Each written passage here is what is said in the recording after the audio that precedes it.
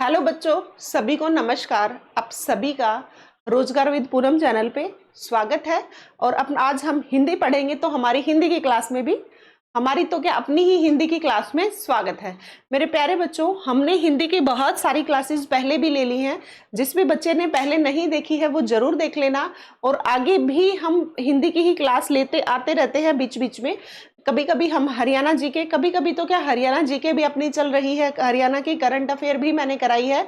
अब तक की मार्च तक की मैं अप्रैल तक की मैं पूरी करा चुकी हूँ। हरियाणा करंट भी जिस भी बच्चे को देखना है, जो चाहता है कि मैं करंट अफेयर भी अपनी साथ के साथ तैयार करूँ, तो अपने ही चैनल के प्लेलिस्ट में जाके देख लेना। और वो क्लासेस भी अपनी देख के आराम से अपनी करंट अफेयर भी साथ के साथ तैयार करते रहना, ठीक है। अच्छा, आज हम हिंदी की क्लास ले रहे हैं। उससे पहले दो तीन बातें ध्यान से सुनना। हम जो हिंदी की क्लास आज ले रहे हैं, इसमें हम जैसे मैंने इससे पहले एक और भी क्लास ली थी, उसमें मैंने पढ़ाना शुरू किया कैसे कि एक टॉपिक ले लिया, उसके 7-8 प्रश्न जो पहले पेपर में आए हुए हैं वो रखे। उसके बाद मैंने पूरे टॉपिक के बारे में डिटेल में बताया है कि इस टॉपिक में क्या क्या बातें बन सकती हैं और क्या क्या चीजें और आने की संभावना है। इससे पहले भी हिंदी की क्लास ले रखी है, वो जरूर ले लेना। जैसे आपके और सब्जेक्ट्स आएंगे, जितने भी विषय आएंगे आपके, जितने भी, चाहे एस्टेट का पेपर देना, सीईटी का पेपर देना, दोनों में 15-15 नंबर की हिंदी आती है। तो हिंदी भी अपना एक अहम रोल अदा करती है। हिंदी में भी उतने ही नंबर जरूरी है जितने आपके और विषय में है, ठीक है। तो मैं आपको ये बताना चाह रही हूं कि प्लेलिस्ट बनी हुई है अपनी हिंदी की। जिस भी बच्चे का पूरा सिलेबस हो रखा है हिंदी का, वो सभी बच्चे क्या करना, वहां पे देख लेना सारी की सारी क्लासेस। जहां फिर भी समस्या आती है, जहां समस्या आती है तो मेरे से जरूर पूछते रहना, ठीक है। तो चलो आओ हम पढ़ना शुरू करते हैं आराम से हिंदी।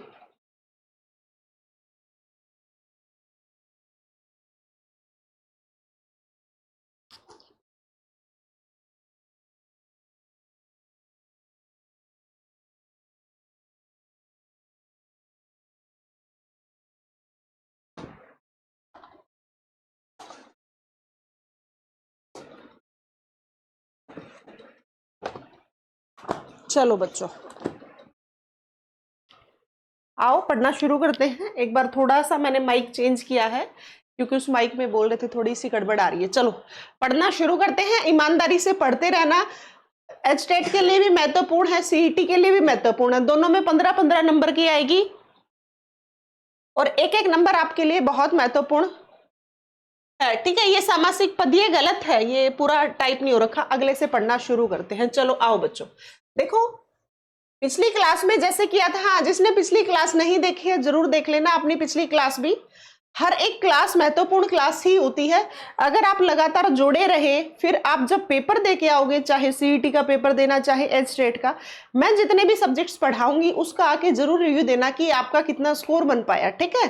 क्योंकि मैं सिर्फ वही बातें बता रही हूँ आप लोगों को जो पेपर में आने की संभावना है, ठीक है। चलो आओ बच्चों, देखो इनमें से द्वंद्व समास का उदाहरण क्या है। देखो आपको पता है समास है हमारे 6। एक है अव्ययीभाव समास,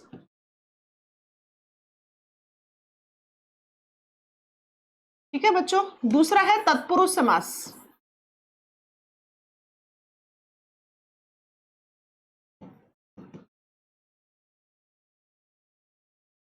तीसरा है द्वंद्व समास,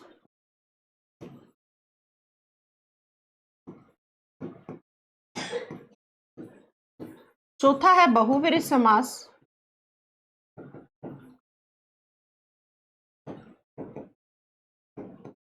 और इसी तत्पुरुष समास के दो भेद और है। एक है कर्मधारय समास, एक है नैन तत्पुरुष, ठीक है। नैन तत्पुरुष समास तो इसलिए 6 बता देते हैं, नहीं तो ये साफ साफ 4 दिखते हैं। जब आपको ये तत्पुरुष समास के ही 2 भेद है, इनमें जोड़ देते हैं तो हम बहुत बार 6 भी बोलते हैं, ठीक है। देखो अब अव्ययीभाव समास क्या होता है मैं सारा बताऊंगी, एक बार थोड़ा सा समास के बारे में समझो। जैसे वर्णों के मेल से संधि बनती है बच्चों, ऐसे ही शब्दों के मेल से समास बनता है। जैसे कि आपने 2 शब्द मिला दिए, जैसे पीत जमा अंबर, तो 2 शब्द मिला दिए तो समास बना दिया आपने पीतांबर, ठीक है। तो ये क्या बन गया, 2 शब्द मिले तो ये एक समास का रूप धारण कर लिया इसने, ठीक है। कुल मिला के मैं ये बताना चाह रही हूं। तो ये होता है समास। समास में अब पहला भेद आता है अव्ययीभाव समास, जिसमें क्या होता है अव्ययीभाव समास में जिसमें प्रथम पद प्रधान होता है और प्रथम पद की ही प्रधानता होने की वजह से वहां पे हमेशा प्रधानता को पहले ही पद को दे दिया जाता है, मतलब दूसरे का कोई अस्तित्व नहीं रहता है। दूसरी बात आपको याद रखनी है, यहाँ पे बहुत बार जो हम पढ़ते हैं ना ये प्रत्यय और उपसर्ग, तो अव्ययभाव समास में लगभग आपको देखने को मिलता है कि पहला शब्द उपसर्ग भी होता है। ये आपको पहचान याद रखनी है अव्ययभाव समास की। दूसरी आपको इसकी पहचान ये भी याद रखनी है बच्चों, अव्ययभाव समास वाले की इसकी पहचान आपको ये भी याद रखनी है कि अव्ययभाव समास तो होता है, इसमें यह भी होता है कि चीजों को दोहराया जाता है। कैसे? एक ही शब्द को दो बार दोहरा दिया जाता है, जैसे दिनों दिन। क्या है बच्चों? दिनों दिन। एक दिन से दूसरे दिन, ठीक है, जैसे प्रतिदिन। तो प्रति क्या है बच्चों? उपसर्ग है, और दिन दिन है ही। अच्छा, प्रतिदिन हो गया, दिनों दिन जैसे रातों रात, तो मैं बता रही हूं ना, शब्द को दोहरा दिया जाता है, वो इसी तरह से दोहराया जाता है, रातों रात दिनों दिन। मतलब एक रात से दूसरी रात, एक दिन से दूसरे दिन। प्रतिदिन में यहाँ पे बच्चों अव्यय होने की वजह से ये क्या हो गया? ये हो गया मेरे प्यारे बच्चों अव्ययभाव समास। आगे से गलती नहीं करोगे। अव्ययभाव समास में प्रथम पद प्रधान होता है। दूसरी बात आपको याद रखनी है, यहाँ पे क्या होता है, लगभग देखा जाता है प्रथम पद उपसर्ग होता है। दूसरी पहचान। तीसरी पहचान आपको अव्ययभाव समास में ये याद रखनी है कि जो शब्द होता है उसी को दोहरा दिया जाता है। शब्द दोहराए जाते हैं, रिपीट हो जाते हैं, जैसे दिनों दिन, रातों रात, हाथों हाथ, बातों बात, लातों लात। इस तरीके से जब भी आपको शब्द दे दिया जाए तो आपको बिल्कुल भी समस्या में नहीं आना, कंफ्यूज नहीं होना, आप उसको अव्ययभाव समास के अंतर्गत कराओगे। ठीक है, ये हुआ हमारा पहला भेद। दूसरा है तत्पुरुष समास। तत्पुरुष समास में बच्चों अब ये मत सोचने लग जाना कि मैम तो प्रश्न करा रहे थे, मैम क्या कराने लगे। मैं आपको थोड़ा सा एक बार, जिसको हिंदी कम आती है उसके लिए समझा देती हूँ, जो पेपर में आने की बात है वो बता रही हूँ। तो बच्चों तत्पुरुष समास में क्या होता है? तत्पुरुष समास में होता है दूसरा पद प्रधान। दूसरी बात आपको याद रखनी है, या हम कह सकते हैं उत्तर पद प्रधान होता है तत्पुरुष समास के अंतर्गत। फिर आपको क्या बात याद रखनी है, यहाँ पे विभक्ति का लोप भी बहुत बार देखा जाता है। अब विभक्ति का लोप कैसे? जैसे हमें पता है कारक 8 प्रकार के होते हैं। मैंने पिछली क्लास में भी बताया था आपको कारक के बारे में। कर्ता ने, कर्म को, करण से, के द्वारा, संप्रदान को, के लिए, आपादान से अलग होना, संबंध का, के की, अधिकरण में, पर, संबोधन, एहो, अरे। मैंने आपको 8 कारक बता दिए। इन्हीं 8 कारक में पहला कारक हटा दो और आखिरी कारक हटा दो, जो बीच के 6 रहते हैं ना, यहाँ पे तत्पुरुष समास में विभक्ति का लोप होने की वजह से ये इसके अंतर्गत आते हैं। किसके अंतर्गत? तत्पुरुष समास के अंतर्गत। इसका मतलब कारक वाले जितने भी विभक्ति होती है वो तत्पुरुष समास के अंतर्गत जाती हैं। सिर्फ और सिर्फ तत्पुरुष समास, जैसे यहाँ पे लिख देते हैं हम कर्म तत्पुरुष समास, करण तत्पुरुष, ये सारे विभक्ति के लोप यहाँ आते हैं। बस कौन से दो नहीं आते? तो पहला कर्ता और एक आखिरी संबोधन। ये बात आपको याद रखनी। इसका मतलब बीच के 6 कारक का प्रयोग यहाँ पे होता है। फिर मैं बात करूं द्वंद्व समास की। द्वंद्व समास में मेरे प्यारे बच्चों दोनों पद प्रधान होते हैं। इसमें लगभग योजक चिन्ह भी दिखाई देता है। योजक चिन्ह ना दिखाई दे तो इसका मतलब जैसा प्रथम पद की महत्व है वैसे ही दूसरे पद का भी उतना ही महत्व है। जैसे माता पिता, माता पिता में हम बहुत बार मेरे प्यारे बच्चों योजक चिन्ह लगाते हैं, आपने देखा होगा। जैसे माता महत्वपूर्ण है ऐसे ही पिता भी महत्वपूर्ण है। भाई बहन, जैसे भाई महत्वपूर्ण है ऐसे ही बहन भी है। जैसे बेटा बेटी, जैसे बेटा महत्वपूर्ण है ऐसे ही बेटी। तो इस तरीके का जब आपको दिखेगा तो वो जाएगा मेरे प्यारे बच्चों द्वंद्व समास के अंतर्गत। फिर आता है चौथा बहुव्रीहि समास। यहाँ पे ना प्रथम पद प्रधान होता है ना या उत्तर पद प्रधान होता है, कोई अन्य पद प्रधान होता है बहुव्रीहि समास के अंतर्गत। इसका मतलब हम उदाहरण लिख देते हैं, आपको उदाहरण देखने के बाद वो हम किसी तीसरे के बारे में जब जिक्र कर रहे हैं इन सब बातों के बारे में, जबकि वो यहाँ मौजूद है ही नहीं, उस चीज के बारे में जब हम बोलते हैं तो वो जाता है मेरे प्यारे बच्चों बहुव्रीहि समास। एक बार पेपर में आया था बहुव्रीहि का मतलब क्या है, यहाँ होता है, यहाँ पे बहुव्रीहि का मतलब होता है चावल। ये भी आपको याद रखना है। जैसे पीतांबर है, पीला है अंबर जिसका, किसकी बात आती है? कृष्ण की। तो पीला है अंबर जिसका, और किसकी बात हो रही है? श्री कृष्ण की। तो किसके अंतर्गत चला जाता है? बहुव्रीहि समास के अंतर्गत। अब मैं बात करूं दूसरा चौराहा। चार राहों का समूह मतलब चार, जहां पे संख्या आ जाती है वहां पे द्विगु समास आता है, वहां पे इसी के अंतर्गत आता है। द्विगु समास में संख्या आती है, ये बात आपको याद रखनी। कर्मधारय और द्विगु भी इसी के अंतर्गत आते हैं। नेत्रहीन और रुपया पैसा, अब यहाँ पे मैंने सारे बता दिए। अब शुरुआत करते हैं आराम से, पूरा समास के बारे में बता दिया है मैंने। अब बताओ द्वंद्व के बारे में।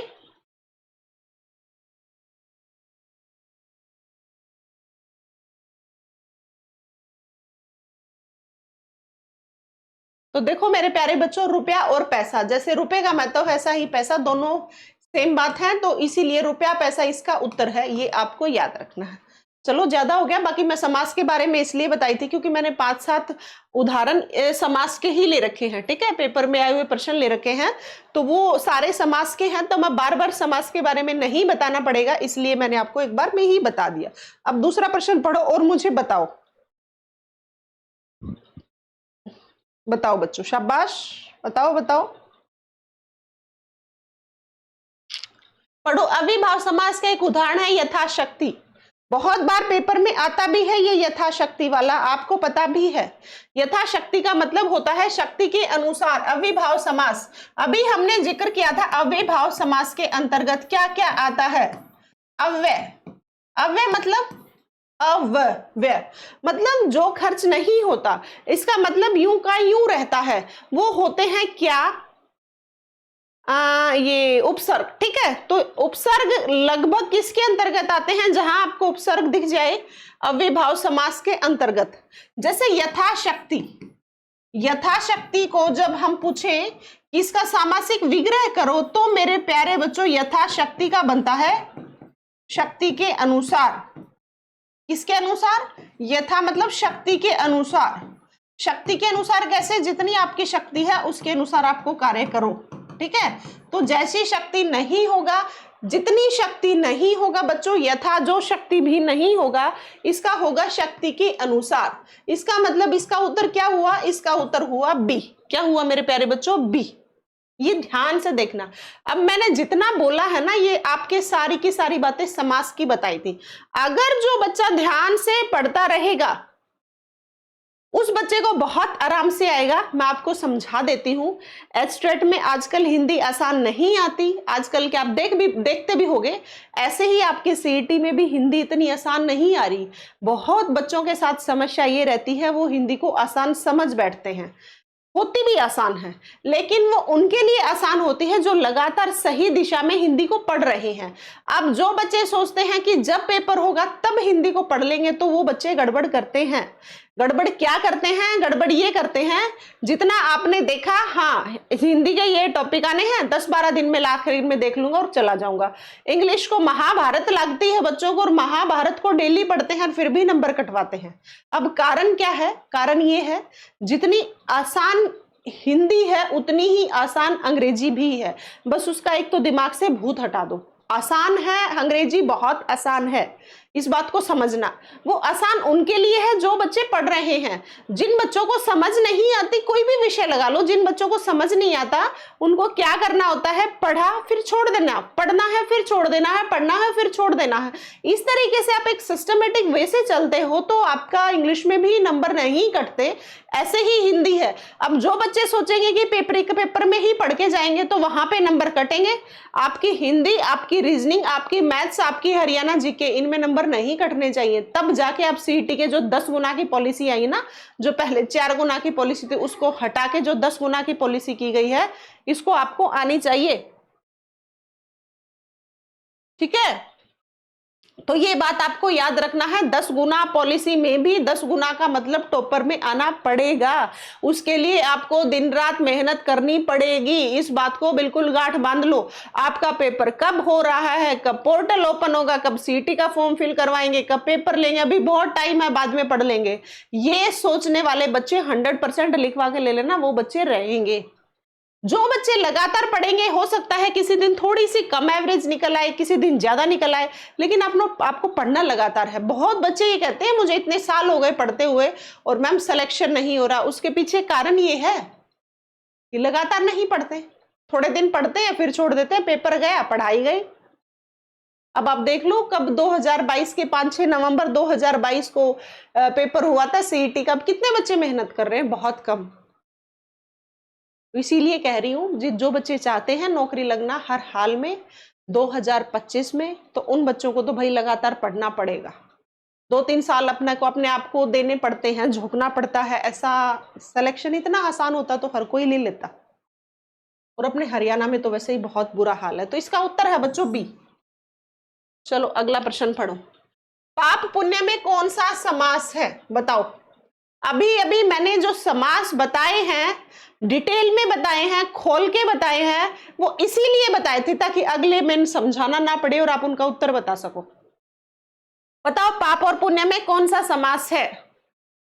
पाप पुण्य में तत्पुरुष समास है, द्वंद्व समास है, बहुव्रीहि समास है या कर्मधारय समास है?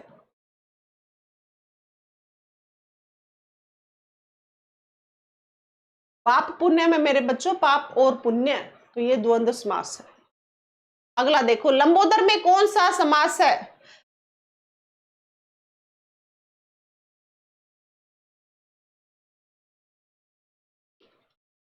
लंबोदर में किसकी बात होती है बच्चों? लंबा है उदर जिसका, लंबा है पेट जैसा।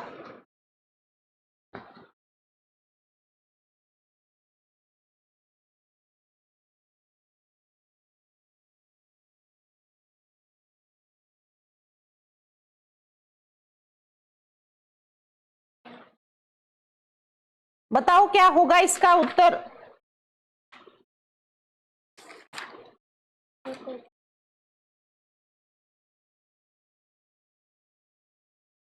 लंबा है उदर जिसका कौन सा समास है? ये है मेरे प्यारे बच्चों बहुव्रीहि समास। क्योंकि आप इसके अंदर लंबा है उदर जिसका, लंबा है पेट जिसका, गणेश, गणेश की बात हो रही है, किसी अन्य की बात हो रही है।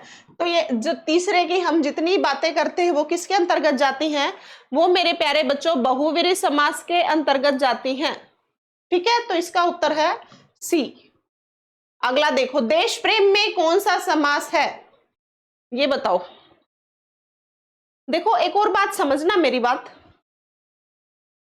बहुत बच्चे ना मुझे ये कहते हैं कि मैम हिंदी में जब मैं पढ़ा रही होती हूँ कोई भी सब्जेक्ट है, लगभग हिंदी में कहते हैं बच्चे कि मैम इसका उत्तर गूगल पे ऐसा दे रखा है, इसका उत्तर गूगल पे ऐसा दे रखा है। मेरे प्यारे बच्चों, मैं जितने उत्तर बताती हूँ, पहली बात हिंदी पढ़ के बताती हूँ, दूसरी बात गूगल पे क्या दे रखा है क्या नहीं मुझे नहीं पता। गूगल पे दे रखा है, बहुत बार गूगल के उत्तर गलत होते हैं। अब आप समझोगे कैसे? 5-6 नवंबर को पेपर हुआ था सीईटी का, एक ही बार हुआ है। उसमें क्या था, हिंदी जो अपनी दे रखी थी ना, उसमें अब जब आप उनके उत्तर देखते हो, एक आध 2-3 उत्तर हैं गूगल पे गलत दिखा रहे हैं, जबकि एचएसएससी ने कुछ और माना है। जबकि एचएसएससी ने सही माना है, वो गलत नहीं माना, लेकिन गूगल गलत बता रहा है। तो मेरी सभी बच्चों से रिक्वेस्ट है, सिर्फ गूगल के जरिए ना पढ़ना, सिर्फ गूगल पे विश्वास मत करना। गूगल बहुत सारी चीजें बिना लॉजिक की, बिना कंसेप्ट की, बिना मतलब ट्रिक की, ट्रिक तो छोड़ो, बिना कंसेप्ट की बातें करते हैं। ठीक है, तो सारी बातें गूगल पे सही नहीं होती, इसीलिए मैं जैसा बता दूं उसको पढ़ लेना, कोई दिक्कत नहीं है। गूगल पे मैं ये कहना बचा रही हूँ कि गूगल पे विश्वास बिल्कुल मत करना। आ रही है मेरी बात समझ? ये मैं हर बच्चे से ही कह रही हूँ मेरे प्यारे बच्चे, तो इस चीज को थोड़ा सा ध्यान में रखना। चलो आओ, देश प्रेम में कौन सा समास है? देखो मैं समझाऊं आपको, प्रेम है किसे? देश से, या देश से है प्रेम जिसको, है ना? तो ये किसके अंतर्गत जाता है? देश प्रेम जाता है मेरा हमेशा तत्पुरुष समास के अंतर्गत। किसके अंतर्गत? तत्पुरुष समास के अंतर्गत। यहां किसी अन्य की बात नहीं हो रही, यहां किसी संख्या की बात नहीं हो रही, यहां पे कहीं उपसर्ग की बात नहीं हो रही। कई बार आपको उत्तर नहीं भी आता है, आपको नहीं पता चल रहा कि देश प्रेम में क्या है, फिर आप क्या करोगे? फिर आपको देखना है या यहाँ कहीं संख्या दिख रही है क्या? बिल्कुल नहीं दिख रही। जब आप यहाँ पे संख्या नहीं है तो आप क्या करोगे? उसको कट करोगे। एक बोलते हैं elimination method. Elimination method is the best method. कैसे? आपको जब आपको पता है कि आपको उस प्रश्न का उत्तर नहीं आता, तो फिर आप कैसे करोगे? फिर आपको यही तरीका अपनाना है कि आपको पता है द्विगु समास में क्या होता है। द्विगु समास में संख्या आती है, ये संख्या नहीं है। बहुवीर्य समास में क्या हुआ गर्वित?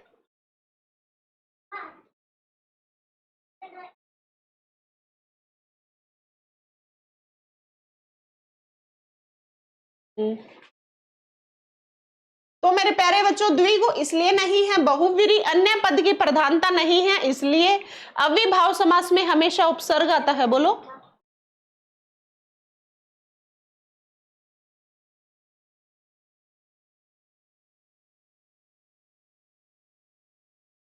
फिर करो लर्न, दोनों लेसन लर्न करने हैं और ग्रामर का भी हो गया काम। हाँ, आराम से करो। फिर देश प्रेम में कौन सा समास है? तो मैं इसलिए बता रही थी आपको, देखो तत्पुरुष समास है, ये तो हमने उत्तर है मान लिया, ये संख्या नहीं है, तो इसलिए द्विगु समास इसका उत्तर नहीं होगा। बहुवीर्य समास में हम किसी अन्य पद की प्रधानता बताते हैं, यहाँ पे बहुवीर्य समास इसलिए नहीं होगा, यहाँ पे कोई अन्य पद की प्रधानता के बारे में जिक्र ही नहीं है। ठीक है। अविभाव समास जिसमें प्रथम पद प्रधान होता है, गर्वित नहीं, बार बार ऐसे डिस्टर्ब नहीं करना मम्मा को। अविभाव समास में क्या होता है? प्रथम पद प्रधान होता है, वहां पे उपसर्ग मिलता है, ऐसा कुछ है नहीं, इसीलिए ये क्या हो गया, ये देश प्रेम तत्पुरुष समास के अंतर्गत चला गया। ठीक है, तो इसका उत्तर क्या हुआ? तत्पुरुष समास। ये है मेरे प्यारे बच्चों। चलो अगले प्रश्न पे देखो। देखो मैं आपको एक और बात बता देती हूं, आपको पता है आज नहीं तो कल पेपर तो होने ही है। आपके सारे सब्जेक्ट बहुत महत्वपूर्ण है, चाहे वो कोई भी है। उसी तरीके से अगर आप चाहते हो हिंदी का पूरा सिलेबस करना, हमारे नंबर ना कटे, हमें ज्यादा मेहनत भी ना करनी पड़े, मैंने एक बैच निकाला था, मैंने नहीं निकाला था, किसी ऐप पे मैंने पढ़ाया था, क्योंकि मैं किसी ऐप वगैरह मेरी कुछ अभी मैंने कुछ नहीं किया ऐसा, मैं कोई पेड बैच नहीं देती हूँ। डिवाइन स्टडी ऐप पे मैंने पढ़ाया था, और डिवाइन स्टडी ऐप पे बच्चों हिंदी पूरी पढ़ा रखी है 199 रुपीज में। इतने में तो आप नोट्स खरीदने लगते हो या कोई पुस्तक लेके आते हो हिंदी की, उतने उसमें भी लग जाते हैं। अगर आप चाहते हो अच्छे तरीके से हिंदी करना, मैं उन्हीं बच्चों को बता रही हूँ मेरे प्यारे बच्चे जो मेरे से जुड़े हुए हैं, अपनी फैमिली लगभग 10,000 की होने वाली है। ठीक है, तो जो बच्चे हमसे जुड़े हुए हैं और जो चाहते हैं बहुत अच्छा हिंदी में स्कोर हो, देखो अब इसमें मेरा कोई लालच नहीं है, मुझे जो मिलना था वो मिल चुका है। मैं आप लोगों को इसलिए बता रही हूं कि अगर आप इसको लेते हो तो आपके नंबर नहीं कटेंगे, और मैं चाहती हूं, कम से कम ये तो जरूर चाहूंगी, जो मेरे से मेरे प्यारे बच्चे जुड़े हुए हैं वो जरूर किसी ना किसी पेपर में पास करके जरूर सफल हो, जो वो चाहते हैं। हो सकता है टीचिंग में, हो सकता है सीईटी भी है। ठीक है, तो मैं उन्हीं बच्चों से सलाह दे रही हूं। तो मेरे प्यारे बच्चों, आपको लगता है हिंदी पूरी करनी, ये सबसे अच्छा तरीका है, आप यहाँ से सिलेबस पूरा कर लो, और अपने चैनल पे चाहे एचटेट का पेपर आना, चाहे सीईटी का पेपर आना, तब तक ऐसे ही हिंदी के प्रीवियस ईयर पेपर में आए हुए विभिन्न तरह के प्रश्न मैं आपको कराती रहूंगी। ठीक है, आप थ्योरी यहाँ से कर सकते हो, सारा सिलेबस यहाँ पूरा करके, और फिर ऐसे ही मेरे साथ में प्रश्न करते रहना, ये सबसे अच्छा तरीका है। अगर मैं इसे कहती हूँ स्मार्ट स्टडी, तो कोई दो राय नहीं है, इसे हम स्मार्ट स्टडी का नाम दे सकते हैं, क्योंकि क्या स्मार्ट स्टडी में क्या होता है कि आपको सही दिशा में पढ़ के उसके प्रश्न लगा लो, और वो सही एक तरीका है, तो आप ऐसे पढ़ सकते हो। ठीक है, और फिर भी समस्या आए तो कोई दिक्कत नहीं है। हाँ, बहुत बच्चे ना मेरे से ये मैसेज करते हैं, मैम डिवाइन स्टडी ऐप पे कैसे बैच लेना है? तो मेरे प्यारे बच्चों, तीसरा या चौथा ही हिंदी बाय पूनम मैम करके मिलेगा आपको, हिंदी का बैच स्पेशल सिर्फ हिंदी के लिए है, आप इसको ले सकते हो। इतने में है, मेरी फोटो भी लगी हुई है वहां पे साफ साफ, तो आप उसको देख लेना, और फिर ऐसे ही हम प्रश्न कर ही रहे हैं, प्रश्न फिर कर लेना। ठीक है, चलो आओ, फिर मैंने ये बताना था, बता दिया। बताना इसलिए था, कम से कम हमसे जो जुड़े हुए हैं वो बच्चे तो सिलेक्शन लें। चिंता मत करो, पेपर तक आपकी फ्री में हरियाणा जीके सब कुछ बहुत कुछ करा के भेजूंगी।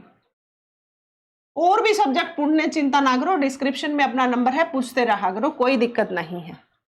ठीक है, देखो परमेश्वर में बताओ बच्चों, परमेश्वर में कौन सा समास है?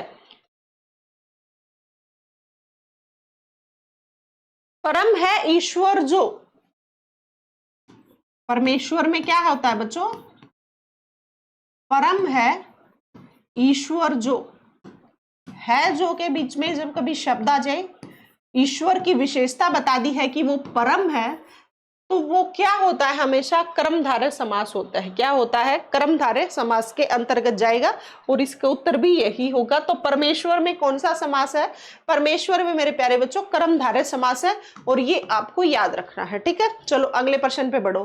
पूर्ण का विलोम होगा। अब आपको मैंने समास के करा दिए, ऐसे ही आपको देखो धीरे धीरे मैं सारे ही टॉपिक के बारे में बता रही हूँ, और पेपर में आने वाली बातें भी बता रही हूँ। और सुनो मेरी बात, जो मैंने बैच पढ़ाया है ना, उसमें विलोम शब्द आने वाली जो आ चुके हैं पेपर में, और जो संभावना है वो मैं पीडीएफ डलवाऊंगी, क्योंकि अभी तो बैच ही पूरा हुआ है। ठीक है, उसमें एक दो क्लास और भी रहती भी हैं। तो बच्चों देखो, वहां पे पूरी आपको पीडीएफ मिलेगी विलोम शब्द की, मुहावरे की, लोकोक्ति की, समानार्थी शब्द की, ये सारे जो भी विपरीतार्थक समानार्थी तो एक ही हो गए, श्रुतिशम भिन्नार्थक शब्द। तो इस तरीके से आपको सारी की सारी चीजें मिलेंगी, पीडीएफ मिलेगी आखिरी में याद करने का, क्योंकि देखो उनको तो मैं बोर्ड पे लिख देती हूँ, फिर आपको रटाती हूँ नहीं। जो सारे जो पेपर में आने वाले सारे टॉपिक्स मैंने करा रखे हैं, और इनकी अलग से पीडीएफ जो मिले उसको भी आप याद कर लेना, और डिवाइस स्टडी ऐप पे ही मिलेगी, अपने बैच के उसमें ही फोल्डर में ही। तो मैं वहां ये बताना चाह रही हूं कि वही आपको देखो, बुक में कम से कम 10,000 5,000 1000 उदाहरण लिख रखे होंगे, लेकिन मैंने हर चीज के एक संभावित आने वाले प्रश्न के ही उदाहरण लिख रखे हैं, और वो पढ़ के चले गए तो आपका हिंदी में कतई एक भी नंबर नहीं कटेगा। वो जमाना जा चुका है जब हम छोटे होते थे और कहते थे कि हिंदी में नंबर कट जाते हैं, क्योंकि वहां पे लिखना पड़ता था। अब आपको लिखना नहीं है, सिर्फ टिक करना है, कि आप सर्कल फिल करना है कि कौन सा सही है कौन सा गलत। तो इसलिए मैं बता रही हूं, और आपके पूरे के पूरे नंबर हिंदी में आ सकते हैं अगर आप आराम से इस तरीके से पढ़ोगे तो। देखो मेरे प्यारे बच्चों, पूर्ण का विलोम पूछा गया है, क्या होगा, क्या पूर्ण का विलोम आधा होगा, क्या अर्ध होगा, या अर्थ होगा, या अधूरा होगा। देखो आपको पता है पूर्ण मतलब पूरा, अर्थ का मतलब ये हो गया मतलब, तो अर्थ तो हो ही नहीं सकता, अधूरा भी नहीं हो सकता, पूर्ण का अर्ध भी नहीं हो सकता, पूर्ण का होता है आधा। क्या होता है बच्चों, आधा। इस बात का आपको याद रखना है, ये पेपर में आया था, मैंने आपको सॉरी, अर्ध अर्ध होगा, आधा नहीं, पूर्ण रे वाला है, तो ये वाला उत्तर होगा इसका। रुको रुको बच्चों, ये नहीं, पूर्ण है ना, तो उसी जिस भाषा में आपसे प्रश्न पूछा गया उसी में ही देना है। अब आपको यहाँ पे पूरा लिख देते तो आधा था, अब पूर्ण है तो आपको अर्ध ही करना पड़ेगा, इस बात का ध्यान रखना। इसका मतलब क्या, इसका मतलब ये पूर्ण का होगा अर्ध, क्या होगा, पूर्ण का अर्ध। अगर होता वहां पे पूरा तो आपका आता आधा विलोम शब्द। मतलब विलोम होता ही क्या है, विपरीतार्थक, मतलब उल्टा, जो सही है जो चीज है उसी का उल्टा उसी भाषा में उत्तर देना है, इस बात का विशेष ध्यान रखना। आपको यहाँ पे देखो आधा और अर्ध दे रखे हैं, दोनों दे रखे हैं, और पेपर में हमारे दिमाग पे दबाव प्रेशर इतना होता है कि हम देखते हैं और फटाफट टिक करके आगे भाग लेते हैं, और फिर आते ही पेपर में ओ तरीके, ये भी गलत, ये भी गलत, ये भी गलत। और जब हम पेपर में से निकले, एकदम से किसी ने पूछा, मेरा तो पेपर बहुत अच्छा हो गया, और फिर ऐसे करते करते करते करते जब तक आंसर की आती है तब तक तो हम 60-65 पे आ लेते हैं। होता है ना ऐसा कि मैम मुझे तो ये आता था, ये गलत हो गया, सर मुझे तो ये आता था, गलत हो गया। इसीलिए कह रहे हो थोड़ा सा पेपर को करते हुए थोड़ी सी शांति बनाना, धैर्य रखना अपने आप में कि पूछा क्या गया। इसीलिए मैं बार बार ये चीजें बताती भी रहती हूँ, जितनी बातें बताती हूँ ना उनको सुनते रहना। ये 4-5 साल का तजुर्बा ही बता पा रही हूँ, जहां मैंने गलतियां की, फिर किन चीजों को सुधारना पड़ा, क्या क्या चीजें करनी पड़ी, वही चीजें बता रही हूँ। आपको इतने साल ना लगे, मैं भगवान से दुआ करूंगी, ठीक है, आपकी जल्दी ही भर्ती हो। तो जिस भाषा में प्रश्न पूछा गया उसी भाषा में आपको उत्तर देना है, इस बात का विशेष ध्यान रखना है। यहाँ पे पूर्ण देखते ही बहुत बच्चे आधा करते, जो कि गलत होता। पूर्ण का अर्थ होगा मेरे प्यारे बच्चों अर्ध। क्या होगा, अर्ध। अगला देखो, जय का विलोम शब्द होगा, ये बता दोगे आप। जय का ना बुराई होगा ना ख्याति होगा, तो फिर क्या होगा, तो फिर होगा पराजय। क्या होगा बच्चों, पराजय। जय का पराजय सभी को पता ही है, वैसे पेपर में आया हुआ है। अगला देखो, अपसरण का विलोम शब्द होगा, बताओ। देखो, आपने साइकोलॉजी में पढ़ा होगा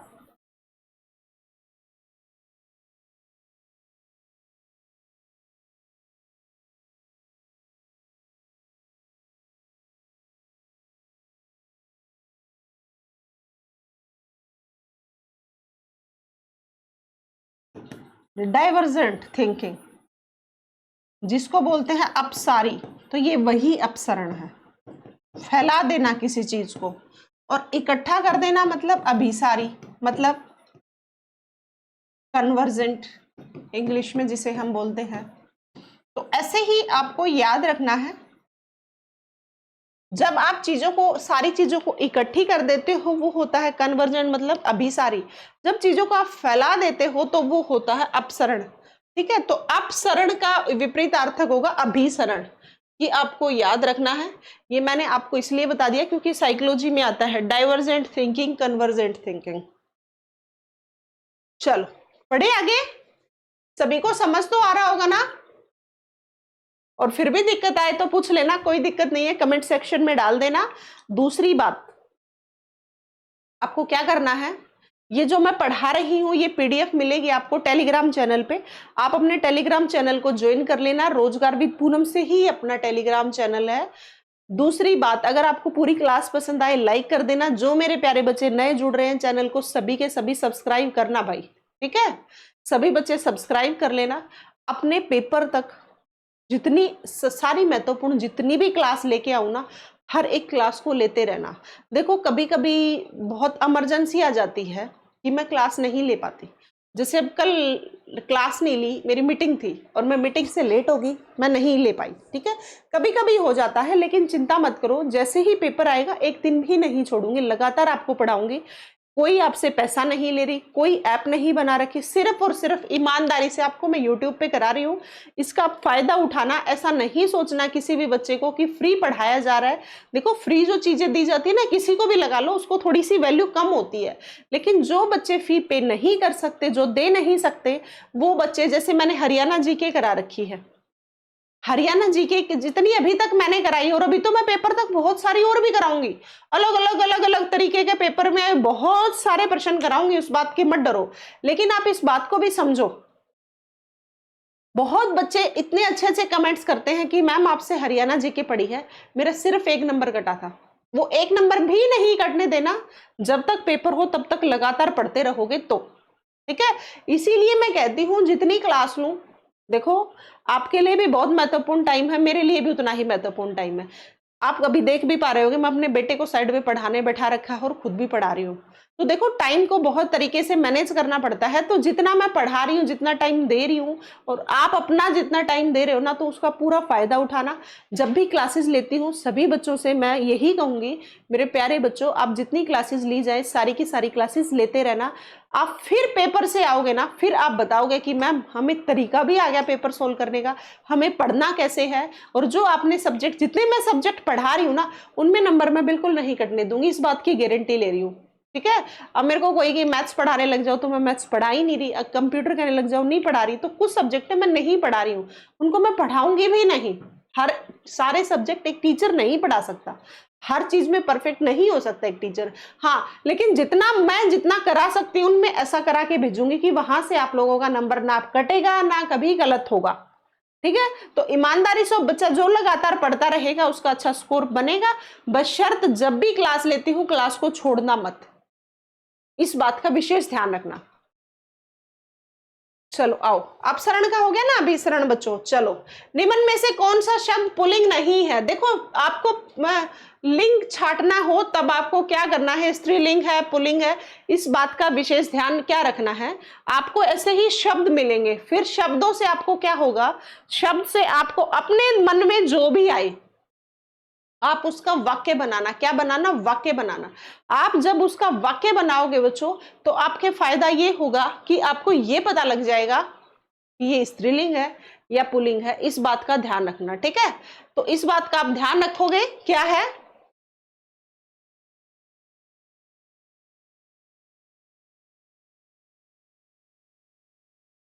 ये स्त्रीलिंग है या पुल्लिंग है, इस बात का विशेष ध्यान रखना। और बच्चे को वो पता कैसे लगेगा, हमेशा ध्यान रखना, कान खोल के सुन लो। आपको जब भी स्त्रीलिंग पुल्लिंग पूछा जाए, आपको एक वाक्य बना देना है, कोई भी वाक्य बना देना। अंतिम जहां आपको वाक्य बिल्कुल सही होना चाहिए, आपका गलत नहीं होना चाहिए। है की जगह ही लगा दो, रहा की जगह रही लगा दो, ऐसी गलती नहीं करनी। वाक्य आपको सही लिख देना है, वाक्य अपने आप बता देगा यहां पे आपने जो शब्द प्रयुक्त किया है वो स्त्रीलिंग है या पुल्लिंग है। आप सिर्फ शब्दों को देखोगे तो फिर आप गलत करोगे। आपको फिर क्या करना है, आपको पूरा वाक्य बना देना है। अब बनाओ अपने मन ही मन में और मुझे बताओ। पुल्लिंग नहीं है, चलो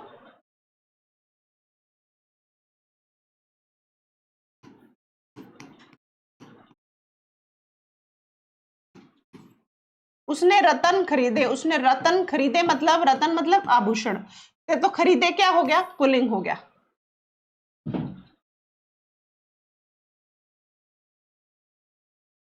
उसने मोती पानी में गिराए, गिराई तो नहीं होता ना, पानी में गिराए ऐसा ही होता है ना। उसने मोती पानी में गिराए, गिराई तो नहीं होता, तो मोती क्या हुआ, पुल्लिंग। उसने रतन खरीदे, उसने रतन खरीदी तो कभी नहीं लिखा होता ना, उसने आभूषण खरीदे आप ऐसा लिखते हो। इसका मतलब रतन भी पुल्लिंग है और मोती भी पुल्लिंग है। अब मैं लिखती हूं उसने नकल करी, या मैं लिख दूं उसने नकल करा। जचता है उसने नकल करा, बिल्कुल नहीं जचता। उसने नकल की या करी, तो यहाँ पे नकल क्या हो गया मेरे प्यारे बच्चों, आप खुद देखो। देखो मैंने कोई वाक्य अपने आप से नहीं बनाया, आप जनरल आम भाषा में लिखते भी हो उसने नकल की, उसने नकल किया तो नहीं लिखते ना, उसने नकल की लिखते हो। की मतलब स्त्रीलिंग हो गया, यहाँ साफ साफ पता लग गया। बचपन से लगा लो, उसका बचपन अच्छा था। ये लिखना नहीं है पेपर में, सिर्फ दिमाग ही दिमाग में सोचना है। उसका बचपन अच्छा था। आप कभी ऐसे तो नहीं बोलते ना उसका बचपन अच्छी थी, ऐसा तो नहीं बोलते, अच्छी थी लगा देते हो तो जचता नहीं है। उसका जचता क्या, गलत हो जाता है, सही वाक्य प्रयोग नहीं कर पाए। इसका मतलब उसका बचपन अच्छा था। अच्छा था तो बचपन यहाँ पे क्या साफ साफ नजर आ रहा है, पुल्लिंग है। ये मैं आपको एक ही प्रश्न के माध्यम से ये बात बताना चाह रही हूं, जब भी आपके पेपर में कभी भी लिंग से संबंधित प्रश्न आ जाए तो आप गलत नहीं करोगे। वो तरीका क्या है कि गलत ना करो वो मैं आपको बता रही हूं, ठीक है। उसने रतन खरीदे, उसने आभूषण खरीदे, पुल्लिंग। उसने मोती की माला पहनी, उसने मोती में पानी, उसने मोती पानी में गिराए, गिराई तो नहीं होता ना, तो ये पुल्लिंग है। उसने नकल मारी, उसने नकल की, उसने नकल कराई, तो सब में क्या है, ये ई की मात्रा, ई हमेशा किसके लिए आती है, स्त्रीलिंग के लिए। उसका बचपन अच्छा था, तो ये सब क्या है, ये पुल्लिंग है। इसका मतलब उत्तर क्या हुआ, उत्तर हुआ नकल। क्या हुआ बच्चों, नकल। इस तरीके से आपको स्त्रीलिंग पुल्लिंग करने हैं।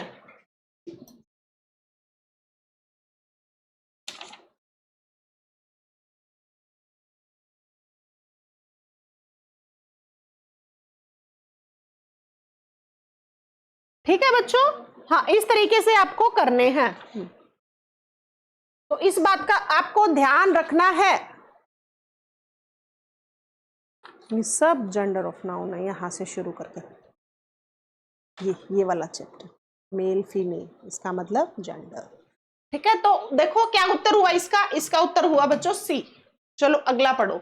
निम्न में से कौन सा शब्द पुल्लिंग है, इसका मतलब पुल्लिंग बताना है आपको कौन सा है।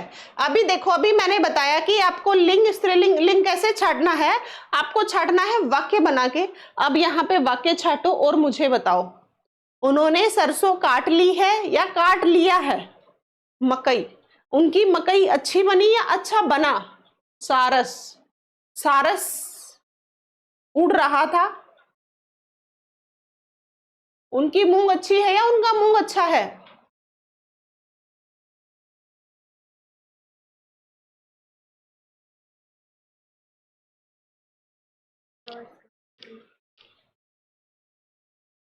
तो बताओ, इसमें खुद वाक्य बनाओ और मुझे बताओ।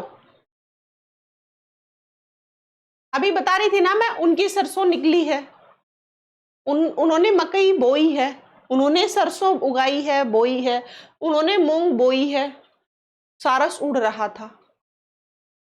ठीक है, तो इसका मतलब क्या हुआ, कौन सा शब्द पुल्लिंग है बच्चों? सी उत्तर है, सारा शब्द पुल्लिंग है, बाकी ये सब क्या है, ये सब स्त्रीलिंग है। क्या है मेरे प्यारे बच्चों? स्त्रीलिंग है। इस बात का आपको ध्यान रखना है। बढ़े अब आगे, चलो बढ़ो और बताओ, किस विकल्प में सभी स्त्रीलिंग शब्द हैं? किस विकल्प में सभी शब्द स्त्रीलिंग शब्द हैं? अब आपको 3 शब्द दे दिए हैं, आप बताओगे तीनों कौन कौन से। देखो यहाँ पे बाघ देखते ही आप साफ साफ बता पा रहे होगे ये क्या है, पुल्लिंग है। उल्लू, सबा, आंख, केचुआ, फौज, प्रजा, चील, जोक, कोयल। अब बताओ, साफ साफ दिख रहा है कौन सा स्त्रीलिंग है, कौन सा पुल्लिंग है? देखो, उल्लू, उल्लू पुल्लिंग है, फौज पुल्लिंग है, चील, जोक, कोयल, ये तीनों के तीनों स्त्रीलिंग है। आप देख लो और एक बार समझ भी लो कैसे है स्त्रीलिंग।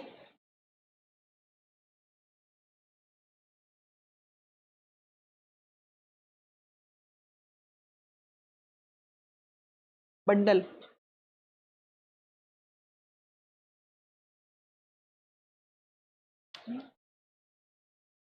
स्त्रीलिंग शब्द है। भेड़िया यहाँ पे पुल्लिंग है, उल्लू यहाँ पे पुल्लिंग है, फौज यहाँ पे पुल्लिंग है, चील भी स्त्रीलिंग है, जोक भी स्त्रीलिंग है, कोयल भी स्त्रीलिंग है। ये तीनों के तीनों शब्द स्त्रीलिंग है। इसलिए मेरे प्यारे बच्चों ये क्या होगा इसका उत्तर? इसका उत्तर होगा डी। क्या होगा मेरे प्यारे बच्चों? इसका उत्तर होगा डी। इस बात का आपको ध्यान रखना है, ठीक है। इस तरीके से आपको पेपर में हल करने हैं सारे के सारे आए हुए प्रश्न। ज्ञानवान पुल्लिंग शब्द का स्त्रीलिंग होगा। ज्ञानवान का क्या ज्ञानवती होगा, क्या ज्ञानी होगा, सुज्ञानी होगा। इसका मतलब लिंग का आप देखो यहाँ पे 3 तरीके से पेपर में तरीके से प्रश्न पूछे हुए हैं। ज्ञानवान का आपसे पुल्लिंग स्त्रीलिंग पुल्लिंग क्या बन सकता है, स्त्रीलिंग का पुल्लिंग बताओ, पुल्लिंग का स्त्रीलिंग बताओ, इस तरीके से भी प्रश्न बन सकता है। आपका लिंग का वाक्य देके भी पूछा जा सकता है, आपका लिंग का एक शब्द देके भी, और आपका लिंग का 3-4 शब्द देके भी पूछा जा सकता है। इनमें कौन कौन से दे देंगे, 4 ऑप्शन में कौन कौन से स्त्रीलिंग है या कौन कौन सा पुल्लिंग है, तो हर तरीके से आपसे पेपर में पूछा जा सकता है। इस बात का आपको ध्यान रखना है, ठीक है। तो चलो, ज्ञानवान का पुल्लिंग, इसका स्त्रीलिंग सभी बच्चे लगभग जानते होंगे। आप बताओ क्या होगा? सबको पता है, बताने की जरूरत नहीं है। वान जहां पे आ जाए वहां पे वती लगा देना, जो आगे शब्द है वो रहेगा ही। वान आ गया बच्चों, तो वान का क्या बन जाएगा मेरे प्यारे बच्चों? वती बन जाएगा। क्या बन जाएगा? वती बन जाएगा। तो मैं आपको ये बताना चाह रही हूं, जहां आपका वान दिख जाए आपको, उसके साथ साथ क्या लगा दोगे? वती, और ज्ञानवान का क्या बन जाएगा? ज्ञानवती बन जाएगा। क्या बन जाएगा? ज्ञानवती, ठीक है। तो इसका उत्तर होगा ए। और हाँ, सभी बच्चों को अपनी थोड़ी सी मदद करनी है और अपनी बहुत जल्दी 10,000 की फैमिली पूरी करवानी है। आप सभी के सहयोग से ही हम बहुत जल्दी इतने की फैमिली बना चुके हैं। कोई नहीं, धीरे धीरे धीरे धीरे हमारी मेहनत जारी है। ऐसे ही जैसे हम मेहनत करके, देखो कहाँ से शुरू किया था मैंने, अक्टूबर में शुरू किया था, शायद 24 अक्टूबर को, और देखो ज़्यादा टाइम नहीं हुआ है कि हम धीरे धीरे आराम से पढ़ रहे हैं और बहुत बच्चों की मदद हो रही है। और जब बच्चे ऐसे ऐसे कमेंट्स करते हैं ना कि मैम आपने पढ़ाया, बहुत अच्छी मदद हो रही है, आप क्लास लेते रहा करो, थोड़ी मोटिवेशन मिलती है, ये मिलती है, तो ये सब चीज़ें क्या है? ये सब चीज़ें देखो, आप तो मोटिवेट होते हो, ये अच्छे अच्छे कमेंट्स मुझे भी मोटिवेट करते हैं। तो इस तरीके से जब आप बातें लिखते हो तो पढ़ाने को इंसान वैसे भी मजबूर हो जाता है, ठीक है। तो कोई बात नहीं, हम बहुत जल्दी ग्रोथ भी कर रहे हैं, बहुत अच्छे से पढ़ रहे हैं, हेल्प आप लोगों की बहुत अच्छे से हो पा रही है ना, तो इससे बड़ा कुछ नहीं है। बाकी ये जो लाइक करते हो, कमेंट लिखते हैं, इनका कुछ पैसा नहीं मिलता, यूट्यूब पैसा नहीं देता। आपको लगता हो ऐसा है तो बहुत गलत फहमी है। ये जो बैचेस होते हैं ये सब, ये इन सब चीज़ों के होते हैं, इनका ज़्यादा कुछ नहीं होता। तो आपको इन बातों का विशेष ध्यान रखना है, ठीक है। तो आपको क्या करना है, लगातार जब भी क्लास हो पढ़ते रहना बच्चों। तो ज्ञानवान का पुल्लिंग शब्द क्या होगा? ज्ञानवती। क्या होगा? ज्ञानवती, आपको ध्यान रखना है। चलो अगले पे, निम्न में से कौन सा शब्द पुल्लिंग है? क्या मनोवृत्ति है, क्या जीविका है, या बैठी है, या स्वपन है? उसकी मनोवृत्ति गिर चुकी है।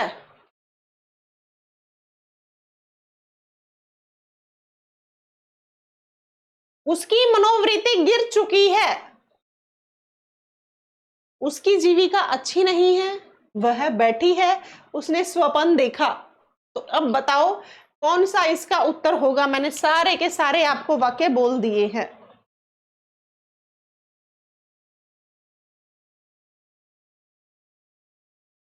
और जो भी बच्चे नए जुड़ रहे हैं भाई, चैनल को सब्सक्राइब करो सभी बच्चे।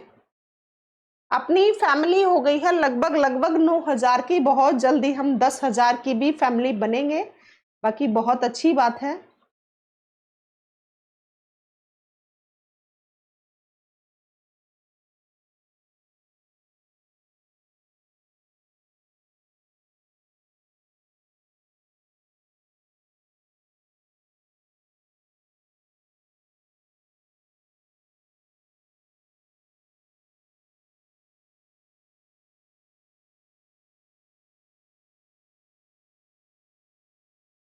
उसने सोपन देखा, ये पुल्लिंग है, बाकी स्त्रीलिंग है।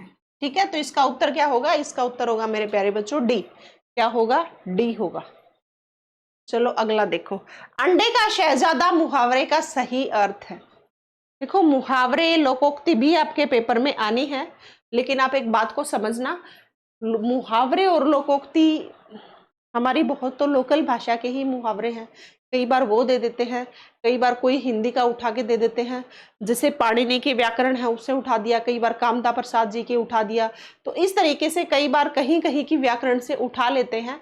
लेकिन मुहावरे मैं आपको यही कहूंगी, कोई भी बुक, आपके पास कोई भी पुस्तक है उसमें से आप मुहावरे देख लेना, लोकोक्ति एक बार निगाह मार लेना।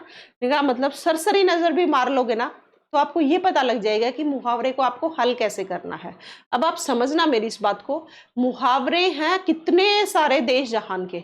आपसे कोई भी मुहावरा पेपर में पूछा जा सकता है, तो फिर आपको क्या करना है? आपको सिर्फ अपना दिमाग लगा के ही आप मुहावरे को सही कर पाओगे। बस कुछ ही मुहावरे जो कोई भी बुक में दे रखे हैं वो मुहावरे पढ़ जाना, बाकी ज्यादा मुहावरे के चक्कर में टाइम बर्बाद मत करना, क्योंकि आप पढ़ के जाओगे कुछ और उन्होंने मुहावरा कोई भी बना के अलग से दे दिया जाएगा, क्योंकि हम जो आम भाषा प्रयोग करते हैं आम भाषा का, उसी का मनमाने मुहावरा दे दिया जाए और आपने टाइम वेस्ट कर दिया मुहावरे पे। तो आपको ऐसा नहीं करना, अपने दिमाग का ही प्रयोग करके आपको लगभग लगभग मुहावरा आप सही कर पाओगे। जिसका तुरंत जन्म हुआ हो वो अंडे का शहजादा नहीं हुआ, जबकि लोग सोचेंगे अंडे से ही मतलब किसी पक्षी का, पशु का तो अंडे से निकला तो तुरंत जन्म हुआ, संबंध लगाएंगे। बहुत कमजोर व्यक्ति भी नहीं होता, अनुभव पूर्ण व्यक्ति भी नहीं होता। अंडे का शहजादा, शहजादा का मतलब है जैसे अंडे को सेना होता है ना, उसको से के उससे चूजा निकलता है, बच्चा निकलता है, ऐसे ही अंडे का शहजादा, उस टाइम उसके पास कोई ज्ञान नहीं होता, ये उस तरीके से इसका संबंध बनाया गया है। अंडे का शहजादा मतलब उसके पास कोई भी ज्ञान नहीं है, अनुभवहीन व्यक्ति होता है, उसके लिए हम प्रयोग करते हैं अंडे का शहजादा। क्या करते हैं बच्चों? अंडे का शहजादा। तो इस तरीके से आपको याद रखना है। तो इसका उत्तर होगा डी। क्या होगा? डी। जबकि ना आपको पता है गलती क्या करते हैं बच्चे? गलती ये करते हैं, जब भी देखते हैं बच्चे और उसको देख के क्या कर लेते हैं, वैसे का वैसा देख के कि अंडे का शहजादा मतलब तुरंत जन्म हुआ वही अंडे का।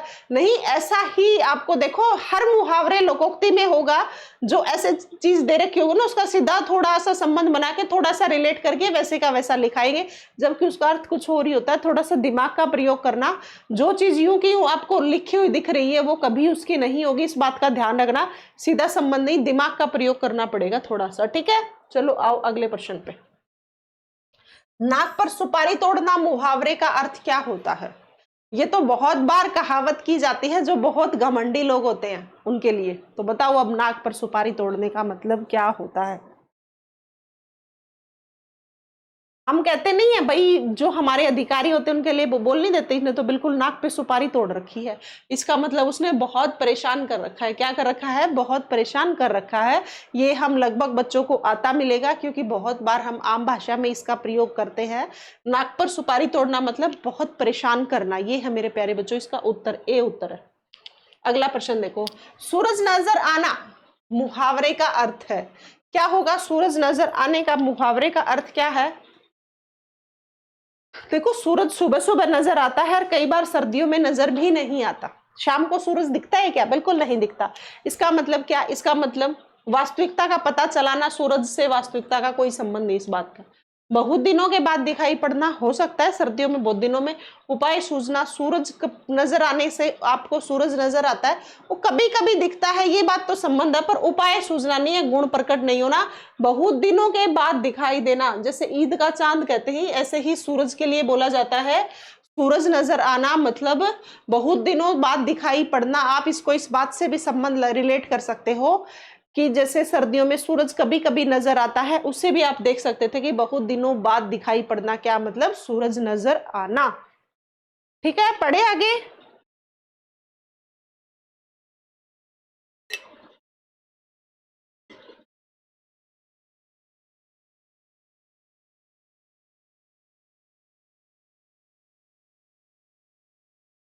जैसे आप लोग बहुत अच्छे से पढ़ते रहते हो, वैसे ही मेरा प्यारा बेटा भी आराम से पढ़ने लग रहा है।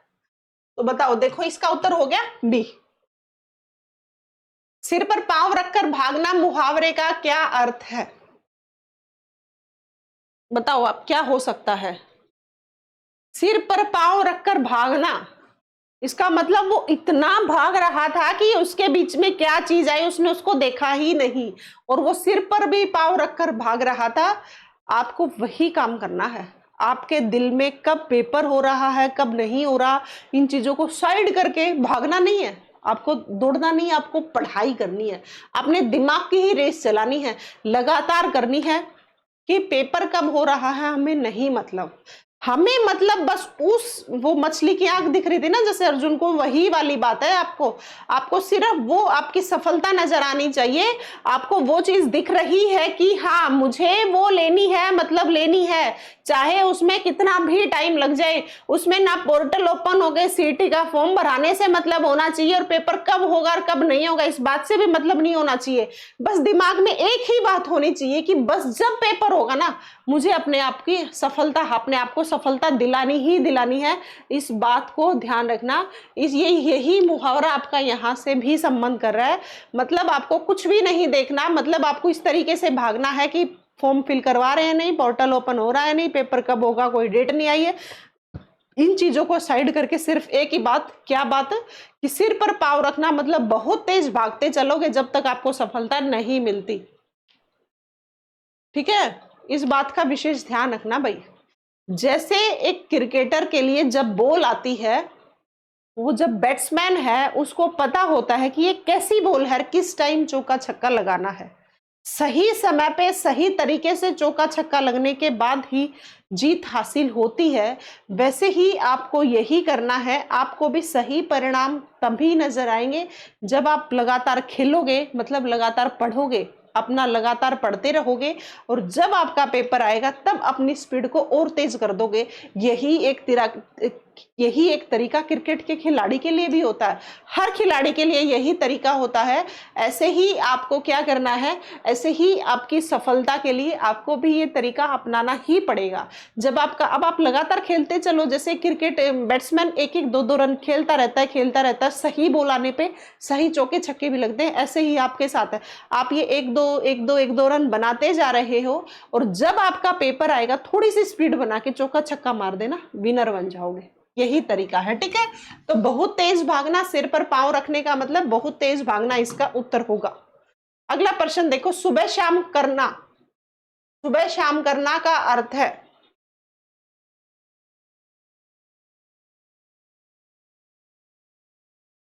ऐसे कहते नहीं है किसी के पैसे मांगने चले जाएं सुबह दे देंगे, सुबह जाए तो शाम को दे देंगे। तो इसका मतलब वो क्या कर रहे हैं, इसका मतलब टाल मटोल कर रहे हैं। क्या कर रहे हैं, टाल मटोल। सुबह कह देंगे शाम को, शाम को कह देंगे सुबह, चक्कर काटते रहो। ऐसा होता है ना, हर किसी के साथ हुआ, ऐसा मेरे साथ हुआ है, आपके हर किसी के साथ ही होता है। इससे क्या मतलब, छिपने वाली तो कोई बात ही नहीं। आंधी के आम मुहावरे का अर्थ है, आंधी आ गई, आंधी के आम कैसे हो सकते हैं आप बताओ, खुद दिमाग का प्रयोग करो और मुझे इसका उत्तर बताओ।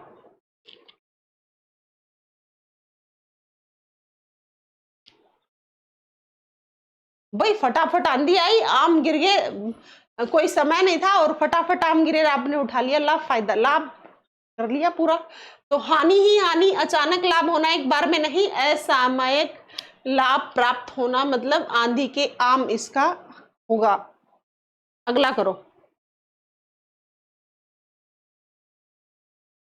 कौन सी स्वर संधि है ये बताना है मेरे प्यारे बच्चों, बताओ। देखो स्वर संधि का उदाहरण कैसे है।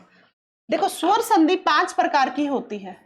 जब स्वर का स्वर से मेल होता है मेरे प्यारे बच्चों, जब स्वर का,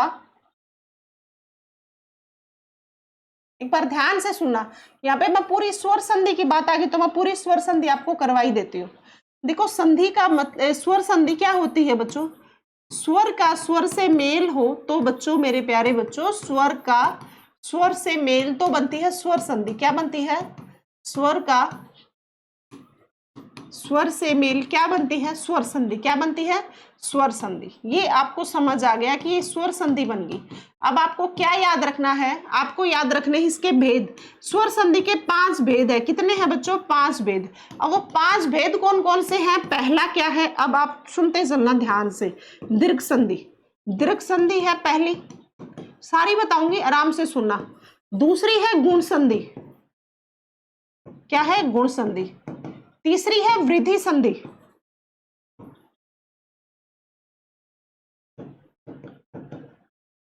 अगली है यण संधि, और 5वीं है अयादी संधि। ये है स्वर संधि के उदाहरण। कई बार पेपर में आती है, ये कौन सी संधि का यहाँ पे प्रयोग हुआ, ये कौन सी संधि, क्या, ये स्वर संधि है।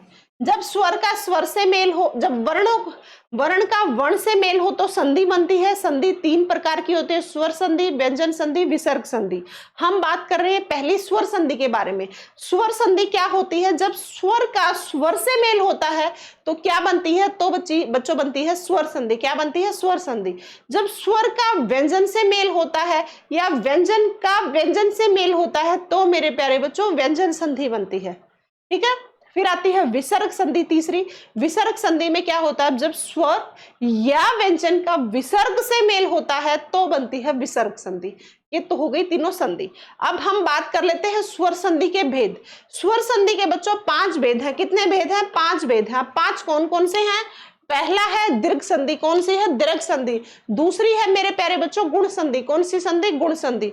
तीसरी है वृद्धि संधि, चौथी है यण संधि, 5वीं है अयादी संधि।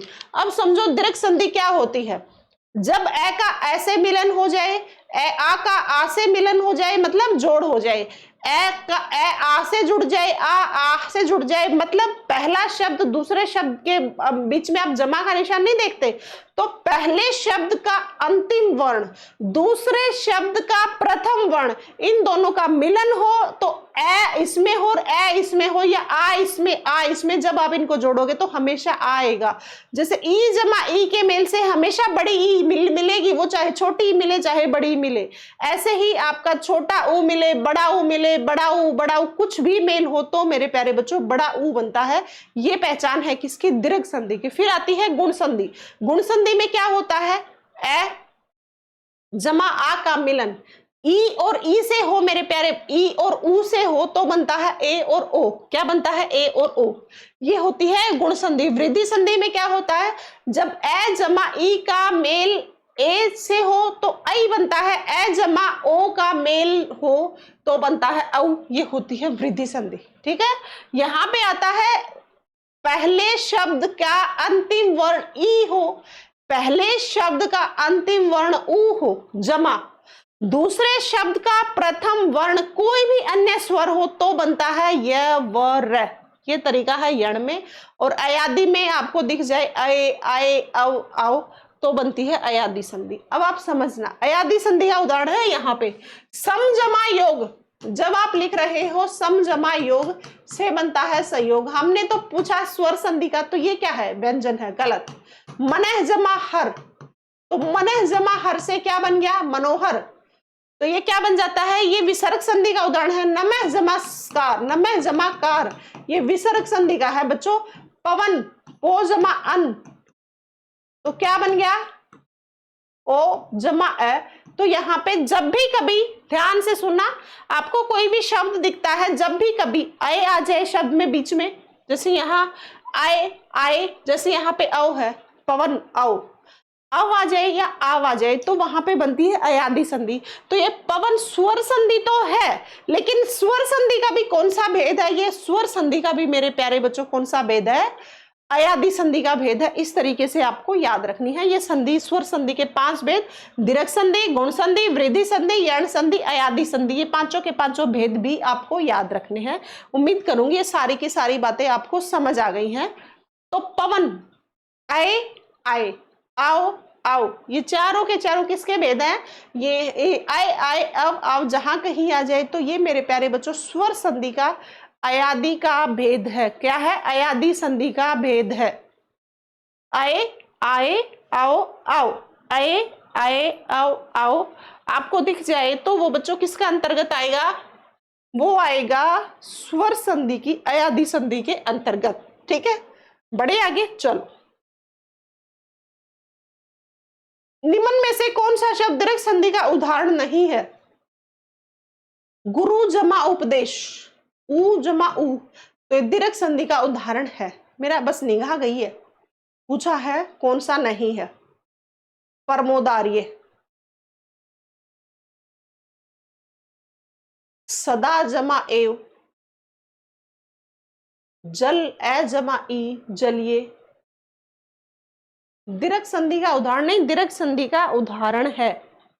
ये है मेरे हिसाब से ये बात, उदाहरण है बच्चों, नहीं नहीं, क्योंकि ये तो और के हैं। गुरु जमा उपदेश है ना, ऊ जमा ऊ से बनेगा गुरुपदेश। ऊ जमा ऊ से बड़ा ऊ बनता है, तो ये तो बनता है। परम जमा औदार्य से बनता है, ये वृद्धि संधि का उदाहरण है, दीर्घ संधि का नहीं है, वृद्धि संधि है। तो मेरे हिसाब से था कि दीर्घ संधि का उदाहरण है। जल जमा ई है, ए जमा ई से ई ही बना, लेकिन ये जलिए में भी ये स्वर दीर्घ संधि नहीं है, सदैव में भी दीर्घ संधि नहीं है, बस इसी में ही है। तो इसका मतलब ये प्रश्न था, निम्न में से कौन सा शब्द दीर्घ संधि का उदाहरण है?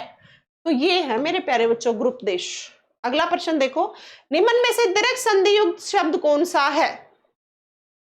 दैत्य जमा अरि, आ गया ना, दैत्य जमा अरि, तो यही मिलेगा, दैत्य जमा अरि। तो ए जमा ए से आ बन गया। तो मेरे हिसाब से क्या है? ये सूर्य जमा उदय, सूर्योदय, ये गुण संधि का उदाहरण है। देवेंद्र, देव जमा इंद्र, ए जमा ई से ए बन गया, तो ये भी दीर्घ संधि का उदाहरण नहीं है। महाजमा ऋषि से ये दीर्घ संधि का नहीं है, दीर्घ संधि का यही है। इसका उत्तर डी होगा बच्चों। अगला देखो, पवित्र शब्द में कौन सी संधि है? अभी बताया था, आए, आए, आओ, आओ, अभी भी आ सकता है, पवित्र, अभी, अभी, पोजमाइत्र, पवित्र, तो ये किसका उदाहरण होगा? ये होगा मेरे प्यारे बच्चों अयादी संधि का उदाहरण। किसका होगा? अयादी संधि का उदाहरण। पवित्र में कौन सी संधि है? पवित्र में अयादी संधि है, ये आपको याद रखना है। ये थी मेरे प्यारे बच्चों आज की हमारी क्लास। सभी बच्चों को उम्मीद करती हूँ क्लास पसंद आई होगी। अगर क्लास पसंद आई है तो सभी बच्चों को लाइक करना है, अच्छे अच्छे कमेंट्स करने हैं। जैसे आप लोगों को क्लास की जरूरत होती है, मोटिवेशन की जरूरत होती है, ऐसे ही आपके अच्छे अच्छे कमेंट्स, आपके लाइक्स, ये सब मुझे भी मोटिवेट ऐसे ही करते हैं जैसे आप लोग मोटिवेट होते हो। ठीक है, तो अच्छे अच्छे कमेंट्स कर सकते हो अगर कुछ अच्छा लगा हो तो, और समस्या आई हो तो जरूर कर देना, क्योंकि आपकी समस्या जो भी रहे, जो टॉपिक, जो कोई प्रश्न समझ ना आए, उसका मैं जरूर उत्तर दूंगी आप लोगों को। और मेरे प्यारे बच्चों जो भी नए जुड़ रहे हैं वो चैनल को सब्सक्राइब कर लेना। अपनी पेपर तक लगातार क्लासेस चलती रहेंगी, चिंता मत करो, जरूर आपका सिलेक्शन में मदद करूंगी। बस शर्त अपने आप पे सबसे पहले विश्वास करना, दूसरा अपने अध्यापक जिससे भी पढ़ रहे हो उस पर विश्वास बना के रखना, जरूर सफल हो जाओगे। आप जहां कहीं से पढ़ते हो, एक तो अपने आप पे विश्वास रख के, टीचर पे विश्वास रख के पढ़ते चलना। दूसरी बात, आपको लगातार पढ़ते चलना है। आसपास में बहुत गलत माहौल चल रहा है, नेगेटिव माहौल चल रहा है, पता नहीं पेपर होंगे या नहीं होंगे, ऐसे ही बैठा रहता है, ऐसे ही लाइब्रेरी जाता है, लाइब्रेरी जाती है, अब इसको बच्चे नहीं संभाल रही है, ये नहीं कर रही है, पढ़ने के बहाने से काम से बच रही है, सब बोल दैट, सारी चीजें, सभी के साथ समस्याएं होती हैं। इन सभी चीजों को साइड करके बस लगातार पढ़ते रहना। जब पढ़ते हैं ना, वो समस्याएं खासकर हर किसी के साथ आती है, आपके साथ भी आती होंगी, मेरे साथ भी आई थी। इन सभी समस्याओं से जूझ के मैं निकली थी, ऐसे ही आप भी निकलोगे। बस लगातार सही दिशा में पढ़ते रहना। जिसकी बहुत अच्छी तैयारी है वो मॉक टेस्ट लगाते रहना। कुछ भी सलाह लेनी हो तो अपने डिस्क्रिप्शन में नंबर है, व्हाट्सएप पे पूछ सकते हो। ठीक है, दूसरी बात, सभी बच्चे जो नए जुड़ रहे हैं चैनल को सब्सक्राइब कर देना, बहुत जल्दी आप लोग ऐसे मोटिवेट करते रहोगे, ऐसे हेल्प करोगे अपने। अच्छा, जो क्लासेस ले रहे हैं आप अपने स्टेटस पे लगा दिया करो, थोड़ी सी मदद करो, है ना। और आपको समस्या है तो मेरे प्यारे बच्चों पूछ लेना। चलो आज की अपनी क्लास थी यही। चलो आराम से लगातार पढ़ते रहना, मैं हर बच्चे से यही कहूंगी और मैं प्रतिदिन एक ही बात बोलूंगी, क्योंकि यही सही सफलता का मूल मंत्र है। ठीक है, चलो धन्यवाद बच्चों।